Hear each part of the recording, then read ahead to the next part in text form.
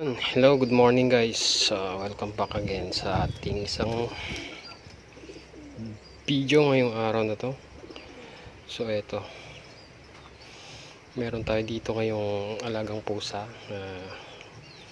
Medyo ang taba na niya ngayon guys, pero meron siyang skin problem, skin disease. So kung mapapansin nyo guys, so yan,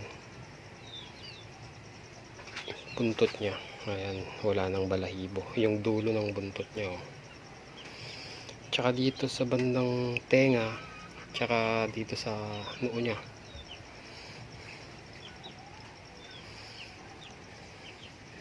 So ngayon, mag-i-inject tayo ng ivermectin, o ano, ivermectin ba yan? So ayan, ivermectin 1 ml. So hindi ko ituturok lahat to guys, mga 0.2 lang siguro para dito sa ating malit na pusa. So tara, samahan nyo akong magturok.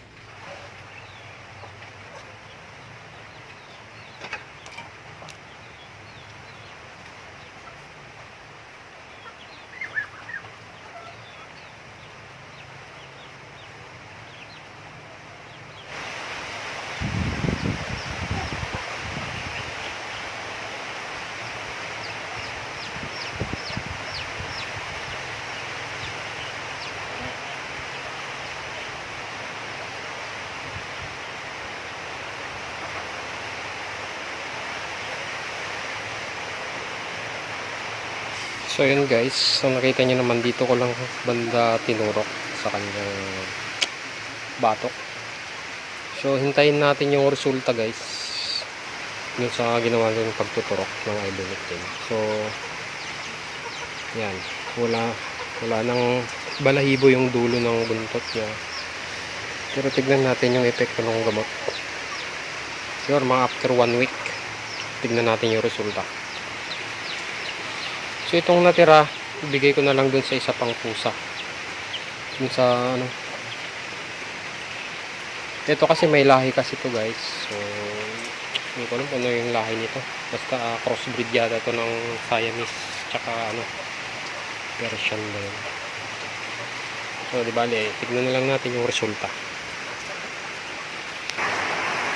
So ito guys, meron pa tayo dito ng isang pusa. Meron din siyang ayan, skin disease. So i-injikan din natin to, mga 0.2 lang siguro.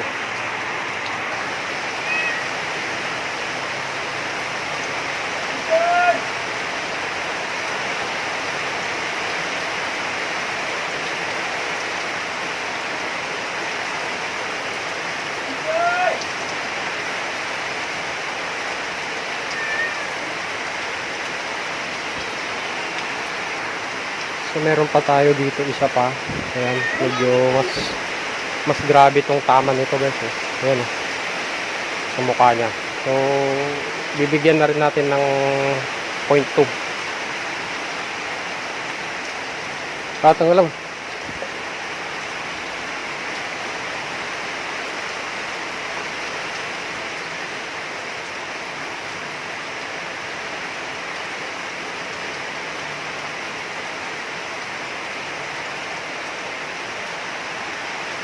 So ayan guys, update ko na lang kayo dun sa result, kung tutubo yung mga balahibo nila. So ayan. So hello guys, ito na yung resulta natin after 3 weeks. Ito na yung pusa, oh. Medyo ayan, tumubo na yung balahibo dito sa noo niya, oh. Oh. Tapos dun sa buntot, medyo tumutubo na yung dulo niya, oh. So kailangan siguro hintayin pa natin yung resulta niya. Pero yung ibang pusa, tignan natin yung ibang pusa.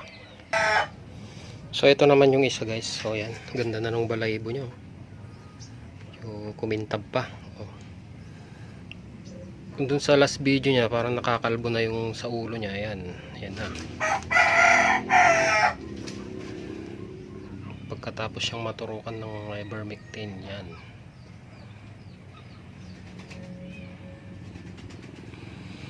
So maganda yung resulta niya dito sa ano, isang pusa natin. Pero dun sa isa medyo grabe siguro yung pero mayroon pa yung isa. Tignan natin.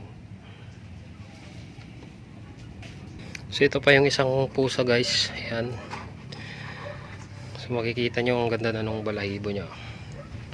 Ibang iba na siya bago natin kumpara dun sa bago natin siya turukan ng ivermectin. So ayan o.